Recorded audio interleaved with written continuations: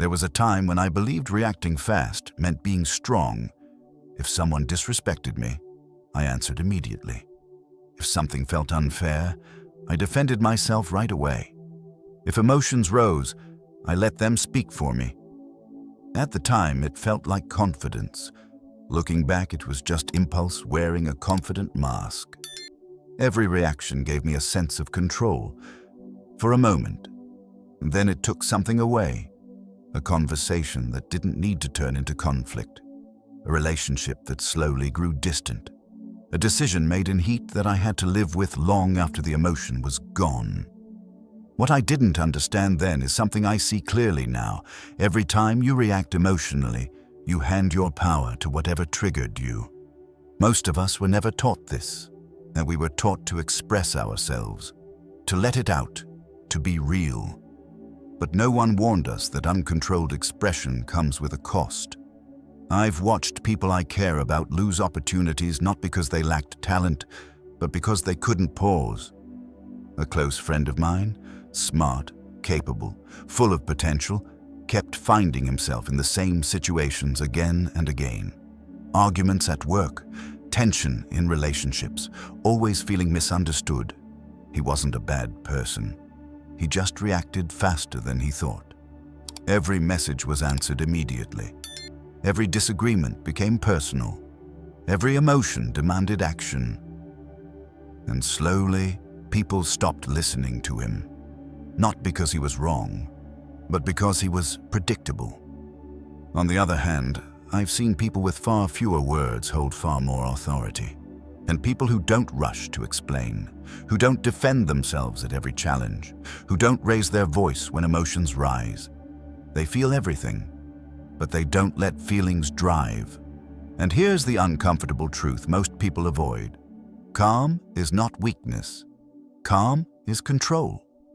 The world we live in is designed to provoke reactions, notifications, opinions, outrage, comparison. Everything wants your immediate response.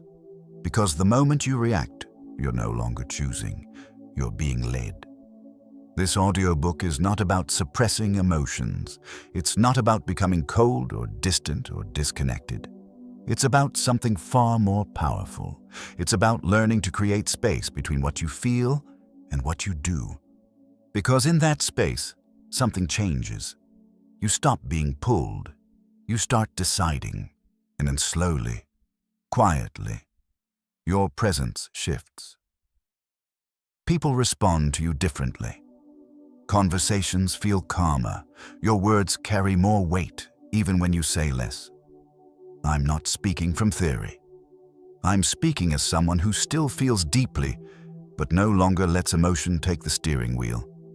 There are days I still feel anger rise, frustration, fear, doubt. The difference now is simple. I don't move until I choose to, and that choice, that pause, is where power begins. As you listen to this audiobook, don't rush to agree or disagree. Just observe yourself. Notice how often reactions appear before awareness. Notice how often emotions ask you to act immediately. You don't need to change everything today. You only need to notice. Because the next time you pause instead of react, you'll feel it, that quiet shift, that sense of control returning. And if while listening, you think of someone, a friend, a sibling, a partner, someone you know is struggling with stress, anger, or feeling overwhelmed, share this video with them. Not to fix them, not to teach them, but to remind them that no matter how chaotic things feel right now, their power hasn't disappeared. It's just waiting, right after the reaction ends. Chapter 1. Reaction is the first way we lose power. Most people don't realize the exact moment they lose power.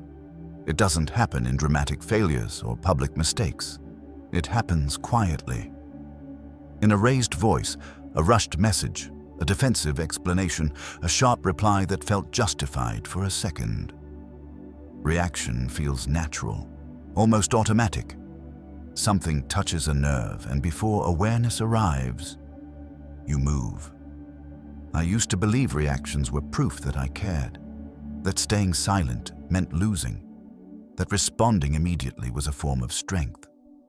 But over time, I started noticing a pattern. Every situation where I felt forced to react ended with me feeling smaller than before. Not weaker in ability, but weaker in position. Because the moment you react, you are no longer leading the moment. You're responding to it. That's the first exchange of power most people never question. Think about the last time you reacted emotionally. Maybe it was a message that irritated you, a comment that felt disrespectful, a situation that felt unfair. Your body moved first. Your words followed fast, and only later did clarity arrive. Reaction always comes before perspective, and that's the trap. I remember a period in my life when I was constantly on edge, not visibly angry, just alert, ready, reactive. If someone questioned me, I explained myself immediately. If something didn't go my way, I pushed back. If emotions surfaced, I followed them. I thought I was protecting my boundaries.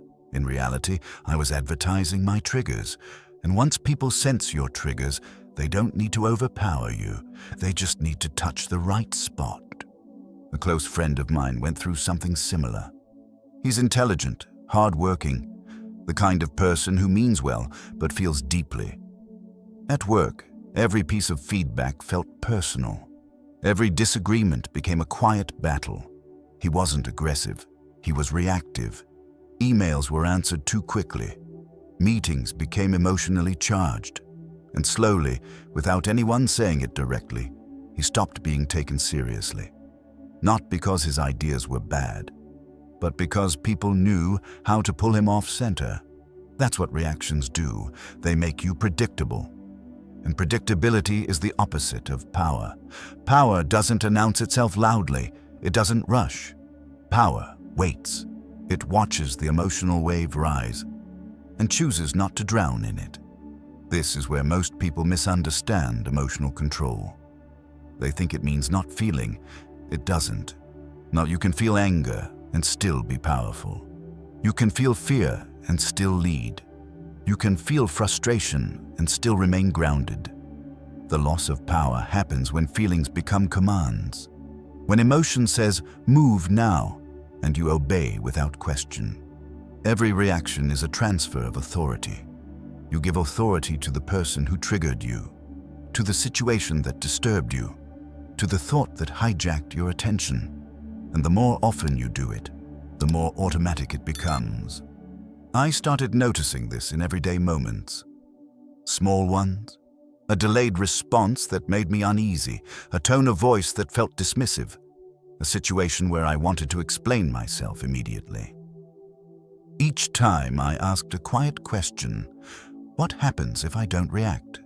At first it felt uncomfortable, almost like weakness, but something interesting happened. Nothing collapsed. The world didn't end. Respect didn't disappear.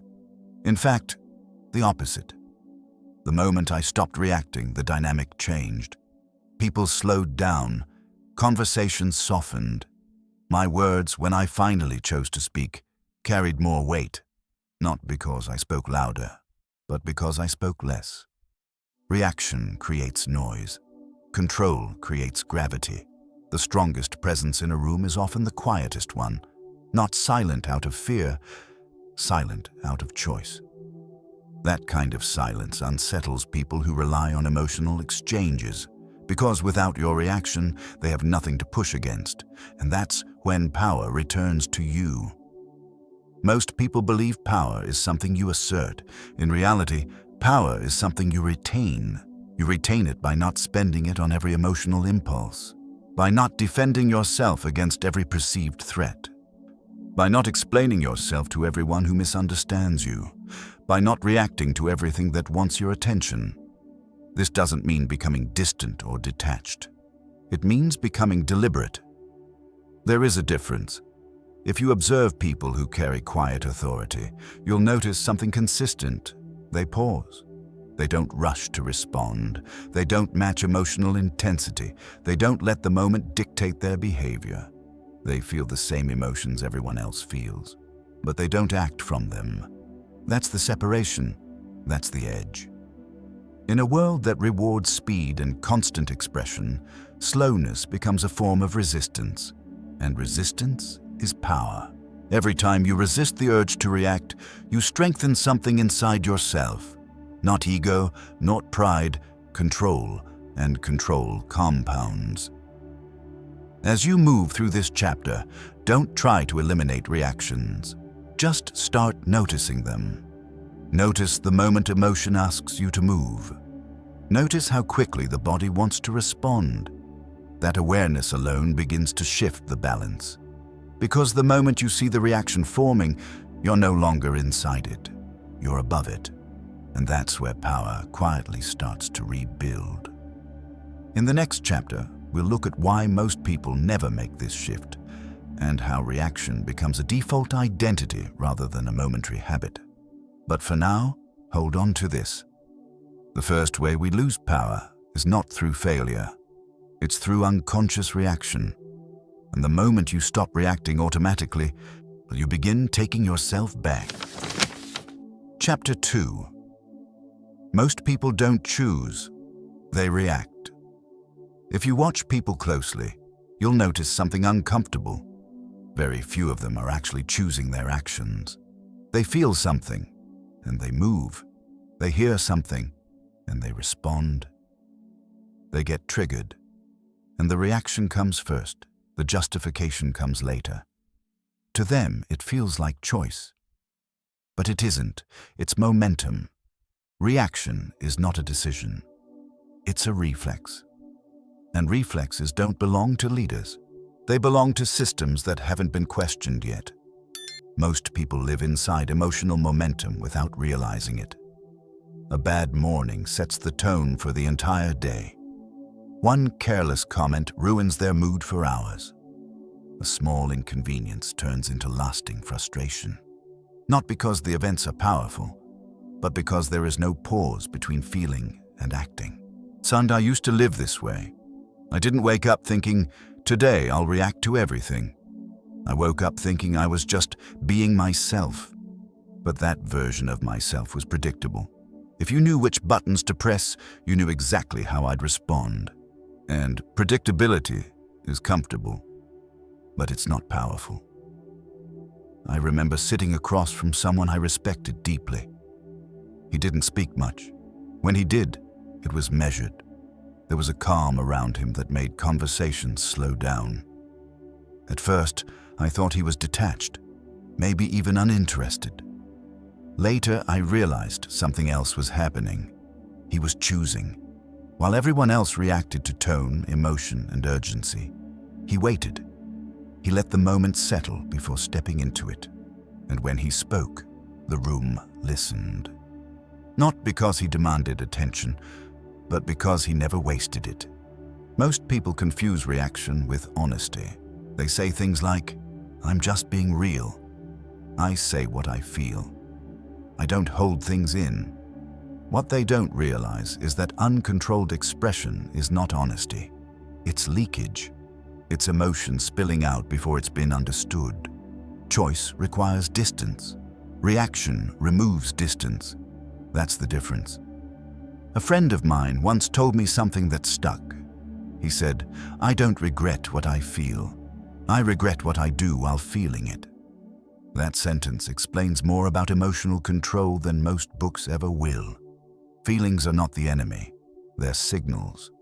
But most people treat signals like commands. Anger says attack. Fear says escape.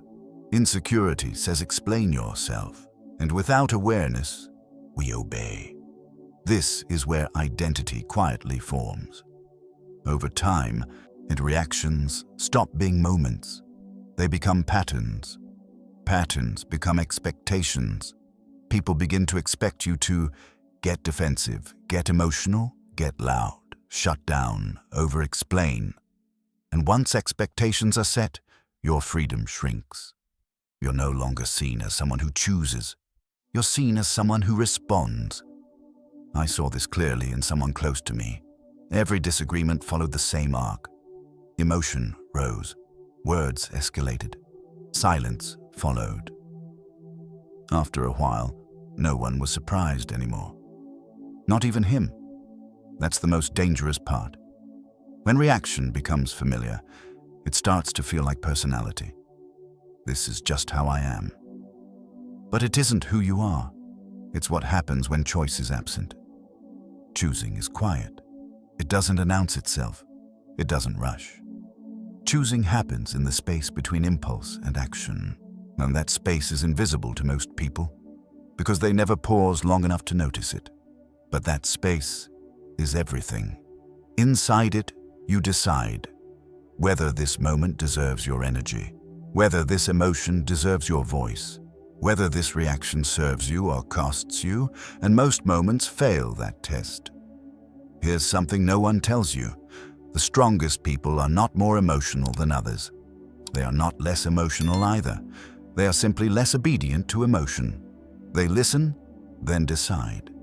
That's why they appear calm, not because they don't feel, but because they don't rush to act. The world rewards speed, fast replies, immediate opinions, instant reactions. But speed belongs to systems designed to control attention, not to people building inner authority. Slowness is uncomfortable at first.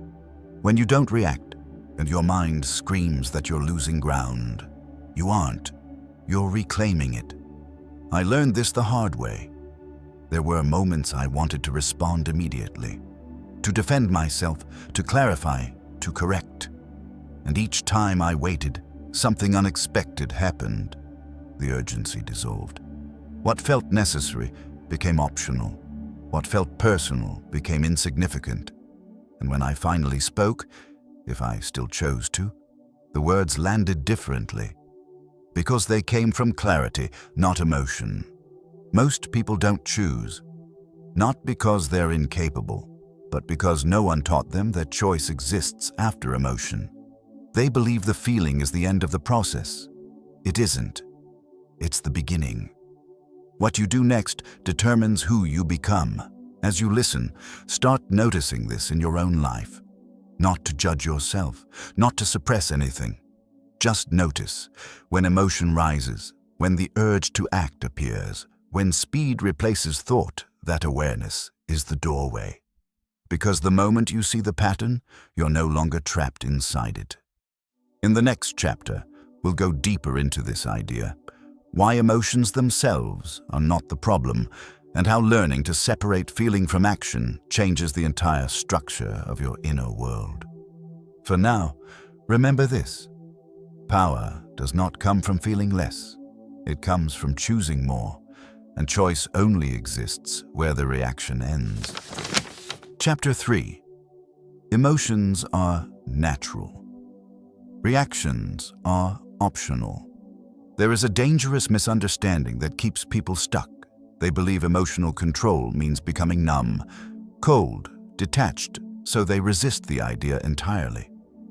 I don't want to lose my emotions. I don't want to become a robot. I don't want to suppress who I am. That fear is understandable, but it's built on a false assumption, because emotional control is not about feeling less. It's about acting less automatically. Emotions are natural. They arise without permission. They pass through the body before logic has time to arrive. You don't choose when anger shows up. You don't schedule fear. You don't invite frustration. They appear. That part is human. The mistake happens when we assume that because emotions arrive on their own, they deserve immediate obedience. Well, they don't. Feeling is not a contract. It's information. I learned this by watching someone much older than me, a relative who had lived through real pressure, loss, financial instability, conflict that lasted years. I expected him to be emotionally hardened. He wasn't. He felt deeply. But what stood out was this. Nothing pushed him into action without his consent. When someone spoke sharply to him, he didn't mirror it. When things went wrong, he didn't rush to assign blame. He listened. He waited. Not because he didn't care, but because he cared enough not to let emotion distort his next move. Most people experience emotion like a wave and assume they must move with it, but waves don't require participation. They rise, they peak, they fall. Reaction is what turns a wave into a storm. Think about how often this happens. You feel irritation, and you speak sharply. You feel anxiety, and you rush a decision. You feel insecurity, and you over-explain. The action feels justified because the emotion felt real. But later, when the emotion fades, the action remains, and you're left managing consequences that no longer match how you feel. That's the cost of confusing emotion with instruction.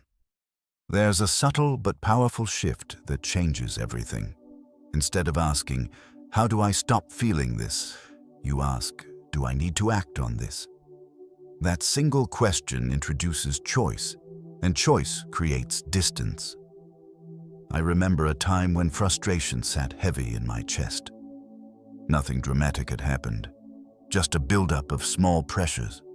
The old version of me would have vented, explained, reacted, and instead I did nothing. Not out of discipline, out of curiosity. I watched the feeling, and something unexpected happened. It passed. Not instantly, but completely. No damage done, no words to take back, no relationship strained. That moment taught me something simple and permanent. Emotions move faster than wisdom, but they move on their own if you let them. So this is where most people struggle. Silence feels unnatural when emotion is loud. Doing nothing feels like losing ground. But stillness is not absence. It's containment. It's strength without display. A friend once told me, "If I don't react, I feel like I'm letting people win." That belief keeps many people trapped. Because reacting doesn't make you win. It just proves you were affected. True leverage comes from being unmovable internally. Here's the reality. No one says clearly. People don't lose respect for you when you don't react. They lose leverage. They can't pull you into chaos. They can't predict your next move. And unpredictability, when paired with calm, creates authority. Separating emotion from action doesn't make you less human. It makes you more intentional. You still feel anger. You just don't let it speak for you. You still feel fear. You just don't let it decide. You still feel frustration. You just don't let it rush you. That separation is where self-leadership begins. The goal is not emotional silence. The goal is emotional maturity. And maturity is knowing that just because something is loud inside you doesn't mean it deserves a voice outside you. As you move forward, practice something simple. When emotion rises, name it. That's anger. That's fear. That's insecurity. Naming creates space. And in that space, reaction loses its grip. In the next chapter, we'll focus on that space itself. The pause that almost no one uses, and why a few seconds of restraint can change the entire direction of your life. For now, remember this. You don't become powerful by killing emotion. You become powerful by not letting it command you. And that choice, quiet, unseen, and internal, is available in every moment where you don't react. Chapter 4. The pause that changes everything. There is a moment most people never notice. It's small, almost invisible. It lives between what you feel and what you do next. That moment is the pause, and it's where almost every meaningful shift begins. The pause doesn't look impressive from the outside. It doesn't announce itself. It doesn't feel powerful at first. In fact, it often feels uncomfortable. Because when emotion rises, the body wants movement. Words, action, release. The pause denies that instinct. And that's why it works. I didn't discover the power of the pause through discipline. I discovered it through exhaustion. There was a time when I felt tired of cleaning up emotional damage. Tired of explaining things I didn't need to explain. tired of repairing conversations that never needed to break, and tired of realizing, hours later, that silence would have been enough. So one day, I tried something different. Not a rule, not a technique, just a delay. A message came in that triggered irritation. The familiar urge appeared. Respond now. Instead, I put the phone down. No deep breathing, no affirmations, just stillness. At first, the feeling intensified. My mind argued, "You're letting this slide. You're losing ground. You need to say something," but I stayed. And then something unexpected happened. The urgency faded. What felt necessary became optional.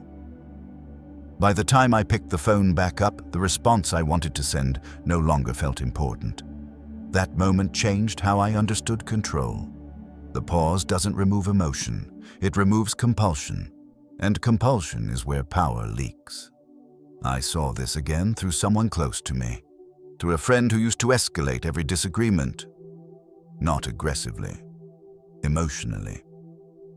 Every pause felt like weakness to him. Every silence felt like surrender, until one situation forced him to stop. An argument at work that could have cost him his position.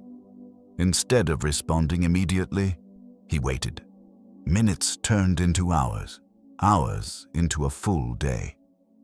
By the time he spoke, the tension had shifted. What could have become conflict turned into resolution, not because he argued better, but because he didn't argue at all. After that, people treated him differently, not warmer, not colder, more carefully. The pause creates uncertainty for others, and uncertainty changes dynamics. When people don't know how you'll react, they slow down. They choose words more carefully, they project less. Your silence forces reflection. In them and in you. Most people fear the pause because they confuse it with avoidance. It isn't. Avoidance is running away from emotion. The pause is standing still inside it. That's strength. Here's something important to understand. The pause is not about waiting forever. It's about waiting long enough. Long enough for emotion to peak and fall.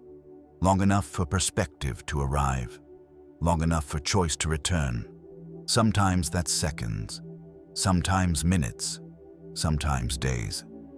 Power doesn't measure time, it measures timing. I once asked someone I respected how he stayed so composed under pressure. He didn't give a long answer. He said, "I don't speak until I know who's talking, me or my emotions." That stayed with me. Because most people speak while emotions are still holding the microphone. The pause creates a handoff. Emotion steps back, saying awareness steps forward. And awareness doesn't rush.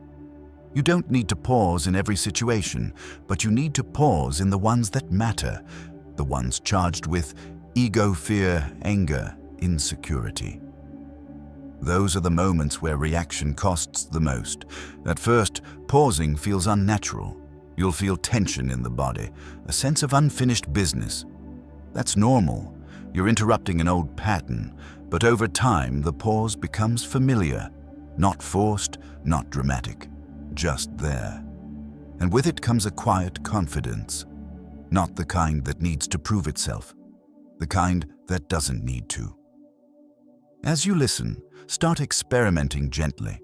When emotion rises, don't ask, "What should I say?" Ask, "What happens if I wait?" That question alone weakens impulse. The pause doesn't make you passive. It makes you precise, and precision is power. And in the next chapter, we'll explore why calm people often hold more influence than loud ones, and why emotional restraint quietly reshapes how others respond to you. For now, remember this. You don't lose power by pausing. You lose power by reacting before you pause. And every time you choose that small space between feeling and action, you're choosing yourself back. Chapter 5. Why calm people are often the most dangerous. There's a reason calm people make others uneasy. Not because they're intimidating, not because they dominate the room, but because they don't give away information. Most people broadcast themselves constantly. Their tone reveals their mood. Their reactions reveal their insecurities. Their urgency reveals their pressure points. Calm people don't do that, and that silence changes the balance. I used to mistake calm for passivity. I thought quiet people were simply less invested, less emotional, less affected. I was wrong. Some of the calmest people I've met were the most aware of what was happening around them. They saw everything. They felt everything. They just didn't rush to show it. I remember working alongside someone like this, in meetings, and others filled the space with opinions, defended ideas, reacted to tension. He listened. When disagreements surfaced, he didn't match energy. When pressure rose, he slowed down. At first, people talked over him. Then something shifted. They began waiting, not because he demanded attention, but because when he spoke, it mattered. His calm wasn't empty. It was contained force. Calm unsettles people who rely on emotional leverage, because without your reaction, they don't know where they stand. They can't tell if they've won or lost.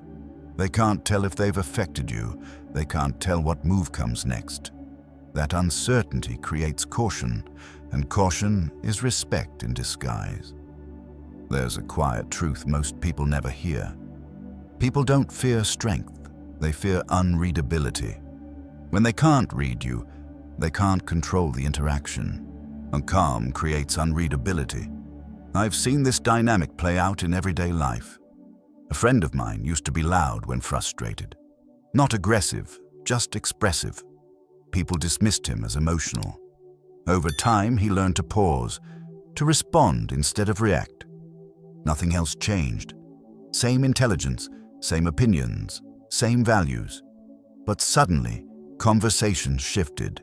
People listened more, pushed less, chose words carefully, not because he became colder, but because he became steadier.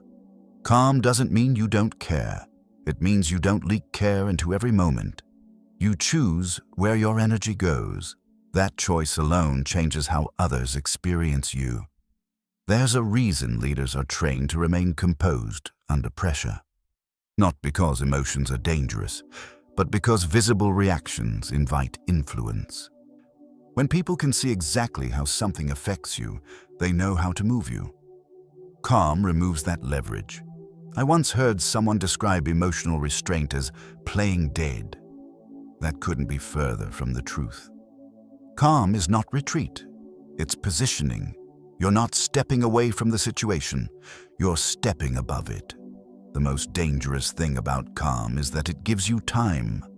Time to observe, time to think, time to choose. While others spend energy reacting, you're gathering information. And information is power. Calm people don't need to dominate conversations because they dominate timing. They don't need to win arguments because they rarely enter them. They don't need to assert authority because their presence already carries it. If you've ever felt that certain people seem to command respect effortlessly, this is often why. They don't compete emotionally. They don't rush to be understood. They let silence do the work. As you move through your own interactions, notice how often people try to pull you into emotional exchanges. A raised tone, a subtle provocation, a sense of urgency. You don't have to resist aggressively. You just have to remain still. That stillness shifts the dynamic immediately. In the next chapter, we'll move inward again, to the place where calm is built, not performed. Because true composure doesn't come from technique. It comes from how you relate to your inner world. For now, hold on to this. Calm is not harmless. Calm is controlled strength, and when you master it, you don't need to prove power. Others feel it without explanation. Chapter 6. Your inner world is where power is built. Most people try to control the outside first. They focus on tone, on posture, on what to say and when to say it. But composure doesn't start on the surface. It starts somewhere quieter. Inside. If your inner world is chaotic, no technique will save you. You might hold it together for a moment, maybe even look calm. But under pressure, cracks always appear, because what you haven't settled internally will eventually express itself externally. I learned this slowly. At first, I thought emotional control was about behavior, about biting my tongue, about holding back reactions. That works, briefly. But suppression creates pressure. And pressure always looks for an exit. Real control didn't arrive until I stopped fighting emotions and started understanding them. But your inner world is not the problem. Your relationship with it is. Most people treat emotions like intruders. They push them away, ignore them, or drown in them. All three responses create imbalance. Power is built when you stop reacting to your inner state and start relating with it. I began noticing how often my thoughts escalated emotions. A small irritation would turn into a story. The story would turn into identity. The identity would demand action. None of that was happening in the world. It was all happening inside. And once I saw that, something shifted. I realized I wasn't reacting to events. I was reacting to interpretations. A close friend of mine went through a similar realization. He always believed people were against him. Every delay felt intentional. Every criticism felt personal. And his reactions made sense, given the world he believed he was living in, but that world existed mostly in his mind. Once he started questioning the story behind the emotion softened. Not disappeared, softened. And with that softness came control. Power grows when you learn to sit with discomfort without immediately trying to escape it. When you feel anxiety and don't distract yourself. When you feel anger and don't release it impulsively. When you feel insecurity and don't seek reassurance. Those moments are uncomfortable. But they're also where authority is built. Your inner world doesn't need to be silent. It needs to be stable. Stability comes from familiarity. The more you observe your internal patterns, the less they surprise you. And what doesn't surprise you can't control you. And I noticed that the people who seemed most grounded weren't those with perfect lives. They were the ones who knew themselves. They knew what triggered them, what exhausted them, what they needed to step away from. That self-knowledge removed urgency. Urgency is what fuels reaction. You don't build power by eliminating emotion. You build it by expanding your capacity to experience emotion without collapsing into it. That capacity grows quietly. Every time you stay present instead of reactive. Every time you observe instead of act. Every time you let a feeling pass without attaching a story. There's a strange confidence that comes from this. Not the loud kind. Not the performative kind. A grounded confidence, the kind that doesn't need validation because it doesn't feel threatened. Your inner world sets the tone for everything else. And if it's unstable, you'll seek control outside. If it's steady, the outside loses its grip. That's why true power is built internally first, not through force, not through dominance, through understanding. As you listen, stop asking how to control emotions. Start asking, what story am I telling myself right now? Is this story true or just familiar? Those questions weaken emotional intensity without suppressing it. In the next chapter, we'll look at what happens when inner stability becomes visible to others and why people begin treating you differently when you stop being emotionally accessible. For now, remember this. You don't need to control the world when you're no longer controlled inside. That's where power is actually built. Chapter 7. When you stop reacting, people treat you differently. There's a moment that surprises almost everyone. It's not when you feel calmer. It's not when you think more clearly. It's when other people change, without you asking them to. Not because you demanded respect, not because you explained yourself better, but because you stopped reacting. Most people don't realize how much their behavior invites treatment. When you react quickly, people learn how to approach you. When you explain yourself immediately, people learn they don't need to listen carefully. When you get emotional under pressure, people learn where your balance breaks. None of this is intentional. It's learned. I saw this clearly in someone I've known for years. He used to react to everything, not dramatically, just visibly. If something bothered him, you could tell. And if he felt ignored, it showed. If he disagreed, he jumped in fast. People didn't dislike him, but they didn't take him seriously either. Over time, he started doing something different. He stopped filling silence, stopped defending himself immediately, stopped correcting every misunderstanding. At first, people pushed harder. They tested the old buttons, and then something shifted.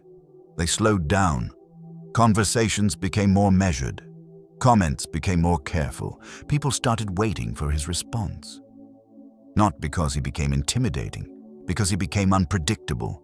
And unpredictability, when paired with calm, creates gravity. This is an uncomfortable truth. People often treat you based on how available your emotions are. If your reactions are easy to access, people access them. If your emotions are guarded by awareness, the people approach with caution. That caution isn't fear, it's respect. I noticed this change in my own life too, when I stopped reacting immediately.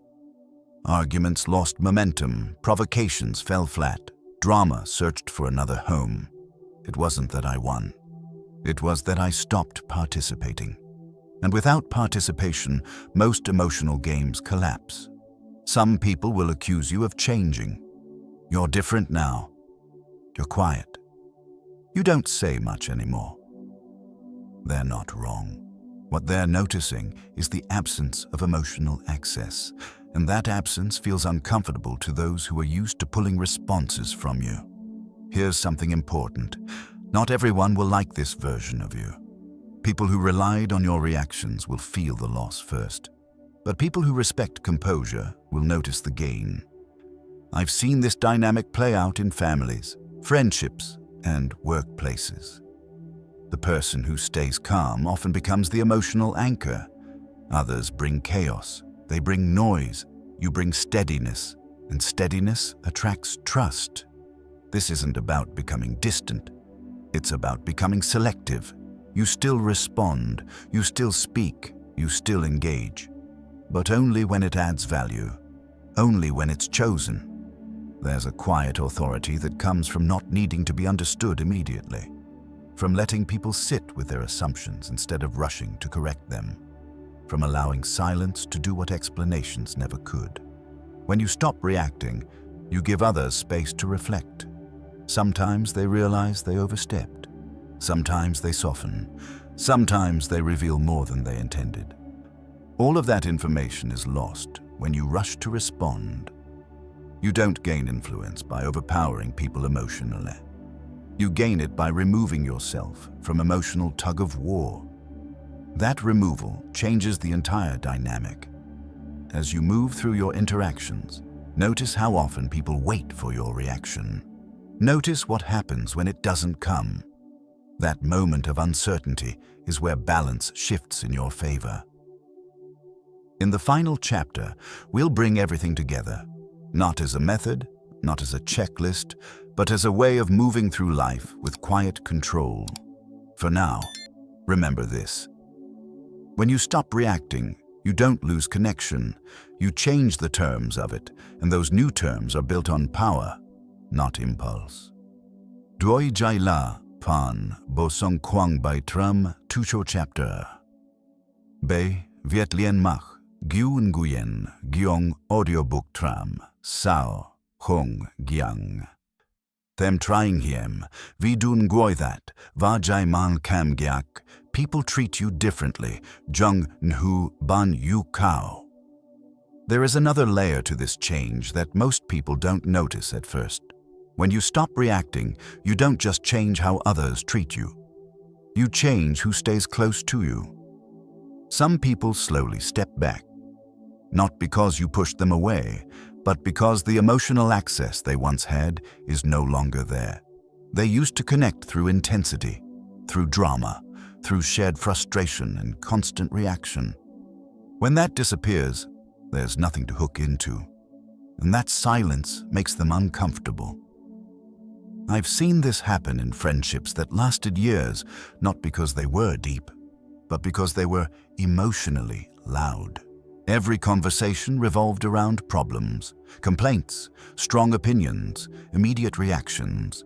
When one person stops feeding that cycle, the relationship has to evolve. Some do, many don't. And that's not loss, that's clarity. One of the hardest lessons I learned was realizing that not everyone wants you calm. Some people benefit from your reactions. Your anger makes them feel powerful. Your insecurity makes them feel needed. Your explanations make them feel important. When you stop reacting, those dynamics collapse, and people reveal themselves. A friend once told me something that stayed with me.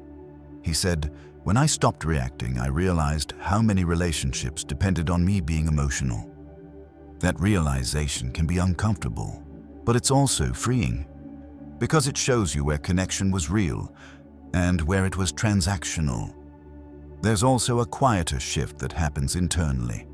When people stop pulling emotional responses from you, you start trusting yourself more. You don't feel the need to perform your feelings.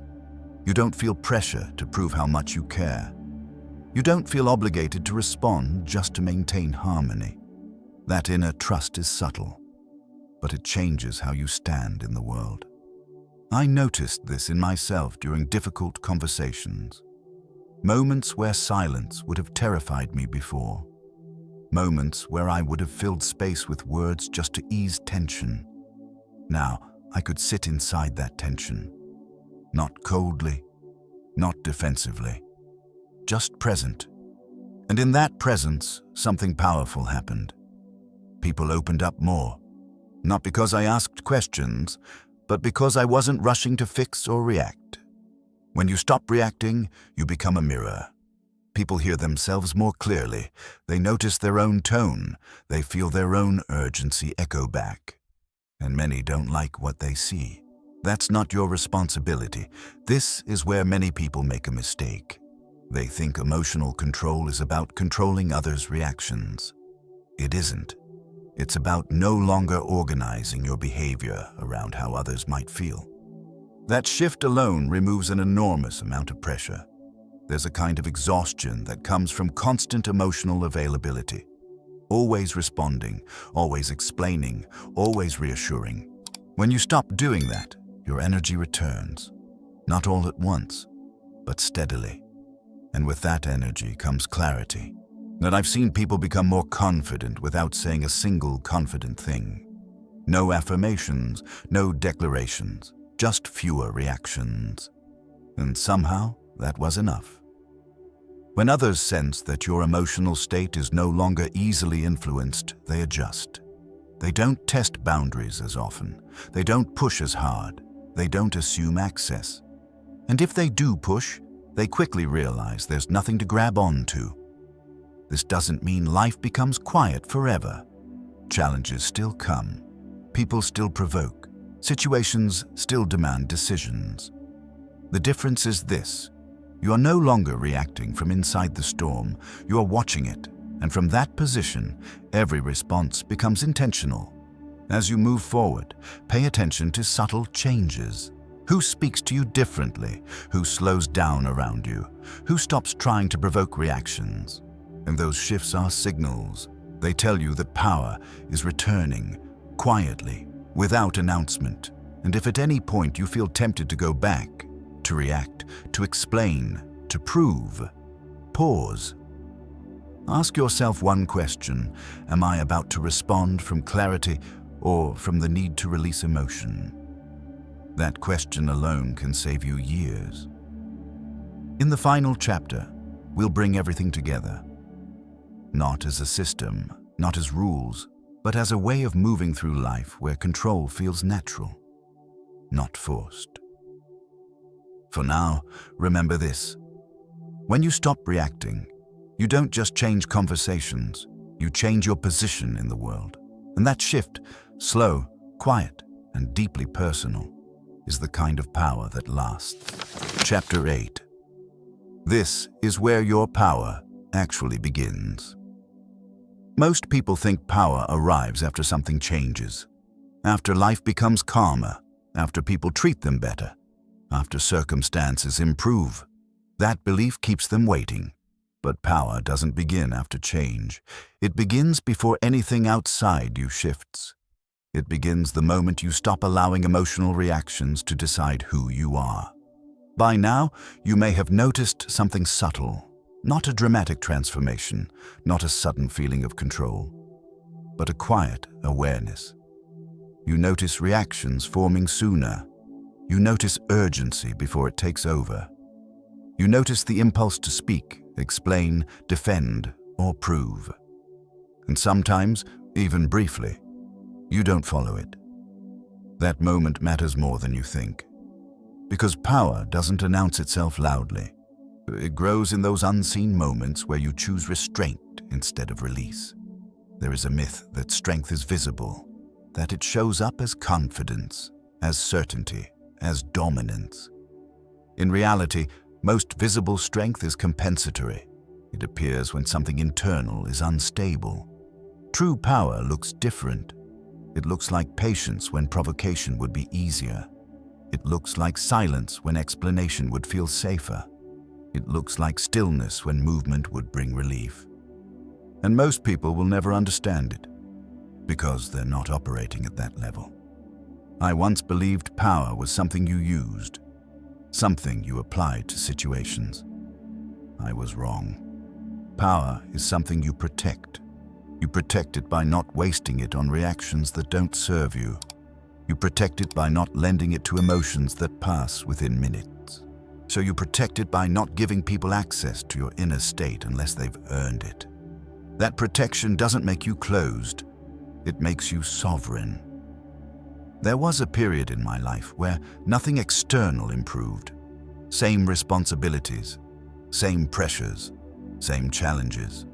But internally, something shifted. I stopped reacting to small frustrations, stopped engaging with unnecessary conflict, stopped needing immediate resolution, and slowly, almost imperceptibly, my relationship with life changed. Not because life became easier, but because I stopped letting emotion dictate meaning. One of the hardest truths to accept is that most emotional suffering is not caused by events. It's caused by interpretation plus reaction. Remove reaction, and interpretation loses momentum. Remove momentum, and suffering softens. And this doesn't mean pain disappears. It means pain doesn't control direction anymore. I've seen people reach this point from very different places. A friend who went through burnout, a family member who experienced loss, someone who felt overlooked for years. Different stories, same realization. They couldn't control what happened, but they could control how much of themselves they gave away emotionally. And when they stopped giving it away freely, their strength returned. Not as bravado, as steadiness. Power begins when you stop negotiating with every emotion. When you no longer ask, "Why do I feel this way?" every time something arises. Instead, you ask, "What does this feeling require of me, if anything?" Often, the answer is simple. Nothing. Just awareness. This is where many people fall back into old patterns. They expect mastery to feel clean. It doesn't. It feels quiet, sometimes anticlimactic. There's no applause for not reacting, no recognition for restraint, no reward for silence. That's why few people do it consistently. They want proof before commitment. But power requires commitment before proof. If you're listening to this and wondering, when will I feel different? Here's the truth. You already are. The moment you question reaction, you've stepped out of automatic living. The moment you pause, you've interrupted conditioning. and every interruption weakens the old pattern. There will still be moments where emotion wins, moments where you react, moments where you speak too quickly, moments where impulse takes the lead. That doesn't erase progress. Power isn't built by perfection, it's built by recovery, by how quickly you return to awareness after losing it. I still catch myself reacting sometimes. Not dramatically, just subtly. A shift in tone, a tightening in the body, an urge to justify. The difference now is this: I notice sooner. And because I notice sooner, the reaction doesn't spiral. That alone has changed everything. This is what emotional control looks like in real life. Not suppression, not constant calm, not emotional absence, but shorter recovery time. You return to center faster. You don't stay hijacked. You don't build stories around moments. And because of that, your life feels lighter, even when it's demanding. There's a kind of freedom that comes with this. Not the freedom to do anything, the freedom to not be pulled everywhere. When emotions stop dragging you, you move with intention.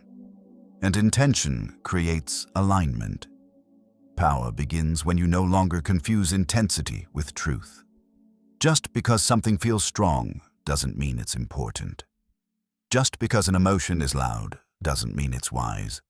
Just because an urge is urgent doesn't mean it deserves action. That discernment is rare, and rarity creates value. You don't need to tell people you're changing. They'll feel it in how you respond, in how you don't rush, in how you're no longer easy to provoke. Some will respect it, some will resent it. Both are signs you're no longer operating from impulse. There's a point where you realize you don't need to win emotional battles. You don't need to be right immediately. You don't need to be understood by everyone. You just need to stay aligned with yourself. And that alignment becomes your anchor. If you take nothing else from this audiobook, take this. Power does not come from controlling emotions. It comes from ending your dependence on reacting to them. That's it. That's the shift. From this point forward, life won't test you with bigger problems. It will test you with smaller ones. Subtle provocations, minor frustrations, quiet moments where reaction feels easier than restraint. Those moments are invitations, not to prove anything, but to choose yourself. Every time you don't react, you reinforce a new identity. Someone who observes before acting. Someone who chooses before responding. Someone who doesn't give power away impulsively. That identity compounds, quietly. Power doesn't arrive all at once. It returns, piece by piece, reaction by reaction, pause by pause, choice by choice. And in one day, without realizing when it happened, you'll notice something simple. You feel grounded. Not because life is perfect, but because you're no longer at war with your inner world. That's when you understand this truth fully. Power begins where emotional reactions end. Not as a slogan, not as an idea, but as the way you live. And once you live from that place, no situation can take it from you, because it was never given by the situation in the first place. There is a quiet moment that comes after you've practiced this long enough. Not a breakthrough, not a realization that hits hard. Just a moment where you notice you're no longer bracing yourself against life. You're not scanning every situation for threat, not preparing defenses in advance, not rehearsing responses in your head. That constant tension fades, and in its place, something steadier appears. You begin to trust your ability to respond later. That trust changes everything. You no longer fear silence. You no longer fear misunderstanding. You no longer fear not being immediately understood. Because you've learned something most people never do. Nothing important is lost in a pause. I used to believe that if I didn't respond quickly, I would lose momentum. Now I see the opposite is true. Urgency is often a trap. Speed is often borrowed anxiety. The calmer you become internally, the more clearly you see which moments deserve movement and which moments are simply noise asking for attention. There is also a strange relief that comes with no longer reacting. You stop carrying other people's emotions as responsibility.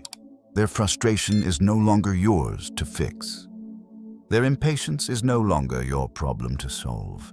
Their expectations are no longer deadlines you obey. This doesn't make you careless, it makes you free. You'll notice your decisions become quieter, less dramatic, less emotionally charged, but also more accurate. You choose better timing, you choose better words, you choose better battles. Not because you're trying harder, but because you're no longer distracted by impulse. One of the most underrated effects of emotional restraint is how it changes your relationship with yourself. You begin to see that you don't need to react to validate your experience.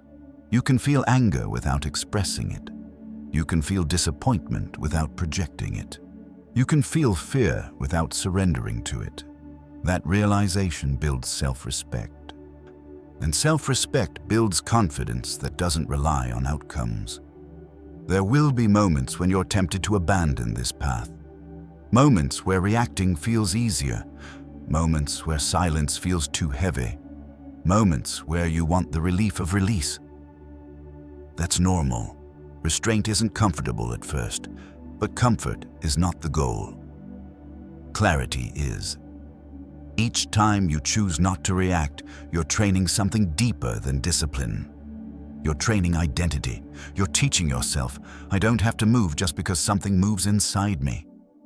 That lesson changes how you carry yourself everywhere. Eventually, this becomes less of a practice and more of a state. You don't think about pausing, you just do. You don't analyze every emotion. You acknowledge it and move on. You don't need to control yourself forcefully, because nothing is fighting for control anymore. And perhaps the most important shift of all, you stop measuring your strength by how much you can handle. You start measuring it by how little you need to react. That metric changes your entire definition of power. At this point, emotional reactions no longer define your days. They pass through, but they don't set direction. They inform, but they don't command. And in that relationship, you finally stand where power belongs. Not above emotion, not against it, but beyond its control. This is not a finish line. It's a way of moving, a way of standing in the world without being pulled in every direction. And once you experience that steadiness, you don't chase intensity anymore. You protect clarity, because clarity is where your real power lives. If you've listened all the way to this point, you already know something has shifted. Not loudly, not dramatically, but subtly, in how you're listening right now. You're not rushing to agree or disagree. You're not searching for a quick fix. You're simply present. That presence is not accidental. It's the same presence that grows every time you choose awareness over reaction. I want to be honest with you. There is no moment where emotional mastery feels complete. No day where you wake up immune to frustration, fear, or anger. If someone promised you that, they were selling comfort, not truth. What actually changes is not the absence of emotion, but the absence of automatic obedience to it. And that changes everything. I used to believe that strength meant holding everything together, never breaking, never showing uncertainty, always having an answer. That belief was exhausting, because it forced me to perform control instead of cultivating it. Real power didn't arrive when I learned how to suppress emotion.